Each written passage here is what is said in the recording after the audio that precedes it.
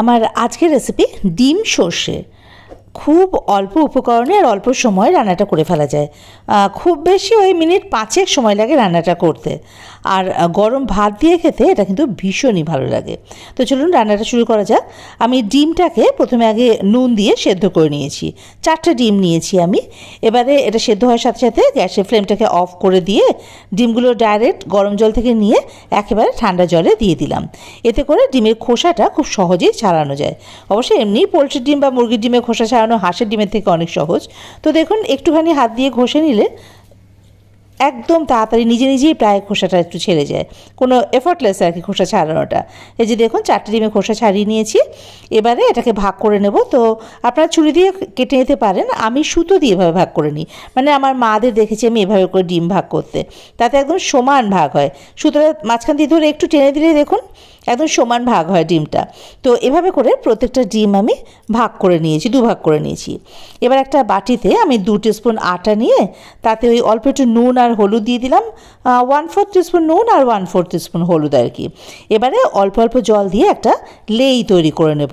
মানে একদম পাতলা হবে না, একটু ঘন, একটু লেই মতো হবে। এই যে এটা এবারে ওই ডিমের কুসুমগুলোর ওপরে দিয়ে দেবো, যাতে ভাজার সময় কুসুমটা বেরিয়ে না আসে। এই জন্য আর কি। এই যে দেখুন এভাবে করে ডিমের কুসুমের ওপরে ওই আটার লেইটা দিয়ে দেবো। প্রত্যেকটা ডিমের ওপরে কিন্তু এভাবে করে আটাটা দিয়ে দিয়েছি। এবারে ডিমগুলো ভেজে নেওয়া পালা। তার জন্য ওভেনে কড়াই বসিয়ে তাতে সর্ষের তেল দিয়ে দিলাম ওই চায়ের কাপের হাফ কাপ মতো। তেলটা যখন গরম হয়ে যাবে, সর্ষের তেল তো যখন ধোয়া ওঠা গরম হয়ে যাবে, তখন ওই ফ্লেমটাকে মিডিয়ামে করে ওই ডিমগুলো একে একে তেলের মধ্যে দিয়ে দেবো। আর কুসুমের দিকটা কিন্তু তেলের দিকে দেবো আর কি। তাতে করে ভাজা হয়ে গেলে কুসুমটা শক্ত হয়ে যাবে আর পড়ে যাবে না, খুলে যাবে না আর কি। তো মিনিট খানেক এভাবে রেখে দেবো আগে, বেশিক্ষণ সময় লাগে না। মিনিট খানেক পরে এগুলোকে আবার উল্টে দেবো। এই যে দেখুন 1 মিনিট মতো রেখেছি। এবার এই যে একটা দিক দেখেছেন তো খুব ভালোভাবে কিন্তু ভাজা হয়ে গেছে। এবারে সব ডিমগুলো উল্টে দিয়ে অপর পিঠটাও ঠিক ওইভাবেই মিনিট খানেক রেখে দেবো। বললাম না খুব বেশি সময় কিন্তু ডিমটা ভাজতেও লাগে না। দেখুন ডিম ভাজা কমপ্লিট। এবারে এগুলো আমি আগে অন্য পাত্রে তুলে নিয়ে নেব। ও হ্যাঁ, এর মধ্যে কিন্তু আমি একটা পেস্ট বানিয়ে নিয়েছি সর্ষের। আমি এখানে সাদা সর্ষে নিয়ে নিয়েছি 2 টিস্পুন। এটা আপনারা চাইলে কালো সর্ষে নিতে পারেন। এই যে এটাকে বেটে নিয়ে এবারে এটা কিন্তু আমি ছেঁকে নেব। ছেঁকে যে সর্ষে বাটা যে জলটা পড়বে সেটা নেব, আর বাকি সর্ষে যে অবশিষ্টটা সেটা ফেলে দেব। এই যে আর নিচের জলটা দেখুন জমা হয়েছে, এটা আমি রান্নায় কাজে লাগাবো। তো ডিম ভাজা তেলটা রয়েছে, তাতে আমি আরও 2 টিস্পুন তেল অ্যাড করেছি। আপনারা যদি কম তেলে রান্না করেন তো তাহলে আর তেল অ্যাড করতে হবে না, ওই তেলে রান্নাটা সেরে নেবেন। এবারে ওই তেলে দিলাম আমি পেঁয়াজ কুচি।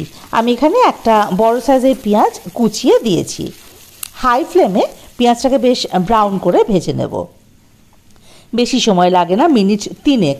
দেখুন পেঁয়াজটা কিন্তু ভাজা কমপ্লিট হয়ে গেছে। আর কালারটা দেখুন, এর থেকে বেশি ডিপ করে ভাজার কোনো প্রয়োজন নেই। তো পেঁয়াজ ভাজা কমপ্লিট। এবারে আমি এর মধ্যে দিয়ে দেবো কাঁচা লঙ্কা কুচি। ঝালের জন্য আমি একটা কাঁচা লঙ্কা দিয়েছি, আপনারা যে যেরকম ঝাল খান সেই অনুযায়ী কিন্তু কাঁচা লঙ্কা দেবেন এখানে। এবার দিয়ে দিলাম স্বাদ মতো নুন, ওই 1/2 টিস্পুন থেকে একটু কম নুন দিয়েছি। হলুদও তাই 1/2 টিস্পুন, আর চিনি দিয়েছি 1/2 টিস্পুন। নুন আর মিষ্টিটা আপনারা আপনাদের স্বাদ অনুযায়ী দেবেন। আর যদি মিষ্টি খেতে না চান তাহলে দেবেন না, কোনো প্রবলেম হবে না। এবারে ওই সর্ষেটা ছেঁকে রেখেছিলাম সেটা এর মধ্যে দিয়ে দেবো, আর বাটিটা ধুয়ে অল্প একটু জল এর মধ্যে দিয়ে দেবো। ফ্লেমটা হাইতে করে দিয়ে এটা ফুটে ওঠা অবধি অপেক্ষা করব। ঝোলটা যখন ফুটে উঠবে তখন এর মধ্যে ওই ভেজে রাখা ডিমগুলো দিয়ে দেবো। ফ্লেমটা কিন্তু এখন হাইতেই থাকবে। এবার ডিমগুলো এই ঝোলের মধ্যে ভালো করে আগে মিশিয়ে দেবো, আর ঝোলটা যেন একটু টেনে আসে ততক্ষণ অবধি এটাকে ফোটাতে হবে আর কি। আপনারা একবার এভাবে করে ডিমটা রান্না করে দেখবেন, একঘেয়ে সেই ডিমের ঝোল, ডিমের কারি বা ডিম কষা এসবের থেকে কিন্তু একেবারেই আলাদা এই রান্নাটা। তো খেতে বেশ ভালোই লাগে, খারাপ লাগে না। তবে ভাতের সঙ্গে খেয়েছি আমরা। তো যাই হোক, এবারে এটা টেনে এসেছে দেখুন ঝোলটা অনেকটা। এবার ওপর থেকে ধনেপাতা কুচি ছড়িয়ে দেব। ব্যাস, মোটামুটি রান্না কিন্তু আমার কমপ্লিট। বললাম না ভীষণ অল্প সময়ের রান্না। তো ধনেপাতা কুচি ছড়িয়ে দিয়েছি। ফ্লেম অফ করে মিনিট 3 থাক, স্ট্যান্ডিং টাইম। 3 মিনিট পরে ঢাকা খুলে নিলাম।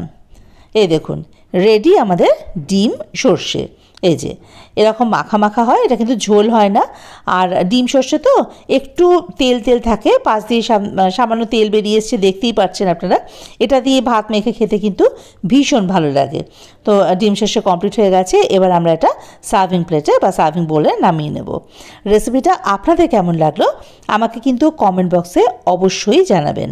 আর হ্যাঁ, রেসিপিটা ভালো লাগলে চ্যানেলটা সাবস্ক্রাইব করে আমার পাশে থাকার অনুরোধ রইল। আর বেল আইকনটা ক্লিক করে দেবেন, তাতে করে আমি কোনো নতুন রান্না আপলোড করলে তার নোটিফিকেশানটা আপনাদের কাছে পৌঁছে যাবে।